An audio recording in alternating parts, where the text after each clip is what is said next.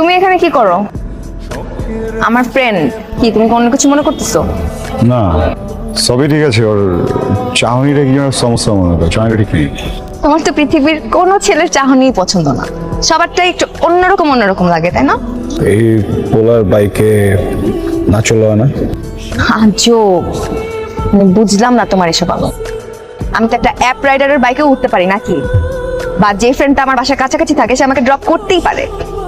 এই অ্যাটিটিউডের মানে কি? আমি কি কোটিপতির মেয়ে নাকি? হ্যাঁ, মার্সিডিজে করে ইউনিভার্সিটি যাব, যেখানে ইচ্ছা সেখানে মার্সিডিজ করে যাব। এসব কারণেই না আমি কোনো ছেলের সাথে কথা বলতে ভয় পাই।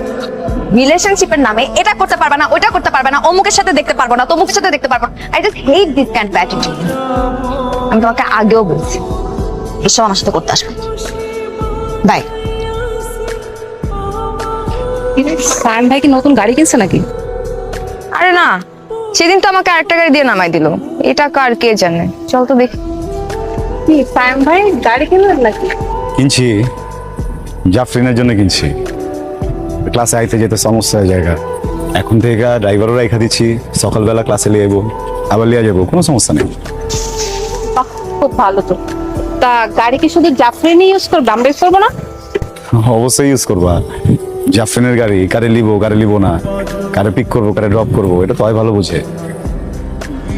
কিন্তু একটা জিনিস আমি করতে পারি, এই গাড়িতে সবার জায়গা হইলো, আমার জায়গা থাকবে না।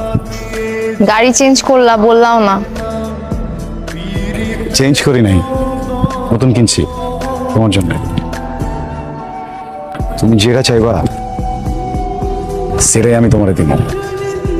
আহ প্লিজ, ওই এসি চালু কর।